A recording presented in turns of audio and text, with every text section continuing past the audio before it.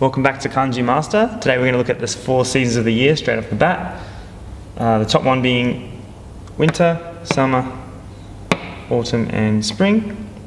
So the top one, winter, To is the Onyomi reading and Fuyu is the Kunyomi reading. Fuyu meaning winter and To like, for example, let's think, like Toki Kyuka, which is like winter holidays, winter vacation. It could also be Fuyu Yasumi, but there you go. And to draw it, it looks very similar to Hisashi, like a long time, and then these 2 drops. And you can imagine these 2 drops being maybe rain or something, or snow, as it does rain or snow a lot in winter, depending on where you are in the world. So I imagine it as a long time of winter and snow. Cool. Next we have summer, which is Ka, Ga and Ge are the Onyomi readings, all of which are very rare, so I wouldn't worry about learning them, honestly. I couldn't think of a single word that uses them that is regular. Natsu is the summer. Natsu is just normal summer, so when you're drawing it, it looks very similar to like that. So at the top you've got something that looks very similar to yourself plus 1, and then long time again. So maybe in summer, you feel like yourself, it's like your favourite season of the year, you feel like yourself plus 1 every day, all the time, a long time of feeling like yourself plus 1 like extra, like 101% happy, because summer is your favourite season. Next we have the kanji for autumn, which is Shu is the Onyomi reading, and Aki and Toki is the Kunyomi reading.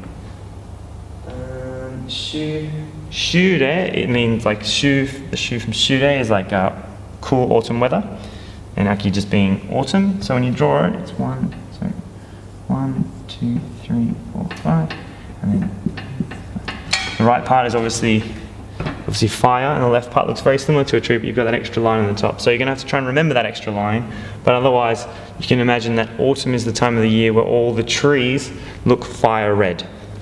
Trees, fire red. Cool. And the last one for today, that last one for the seasons is spring. Haru or shun, and I couldn't find any really normal readings for shun. So to draw it is actually quite simple. It's all shapes you know, so it's actually 1, 2, 3, so the symbol like sun, Japanese 3. Then draw a person in that, and then you draw the sun. And then you have spring, and so the basic breakdown is 3-person sun.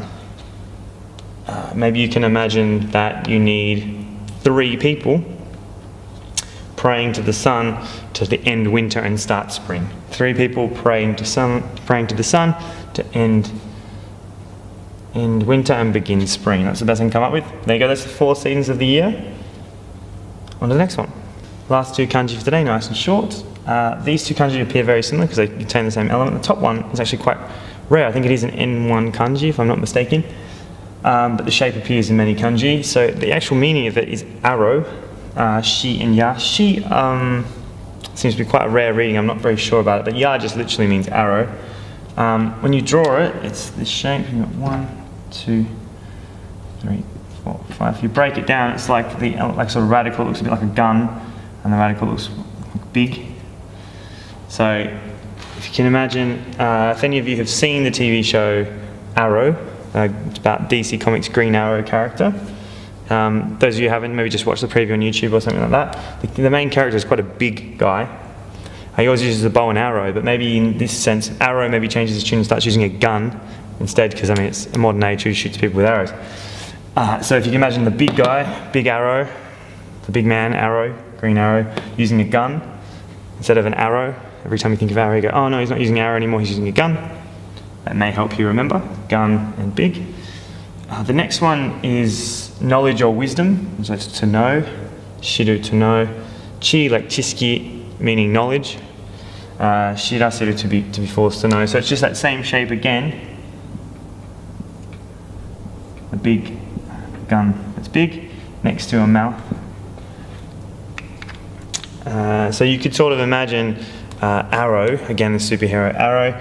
he has this magic arrow now. He has a magic arrow that he shoots into your mouth, and when he shoots it into your mouth, you are suddenly filled with knowledge. Instead of dying, you instantly receive knowledge. It's a bit far-fetched, it's a bit strange, but hopefully it'll help you remember. The shape's quite basic, and this one you'll see appear many, many, many times over the course of your Japanese study if you continue on.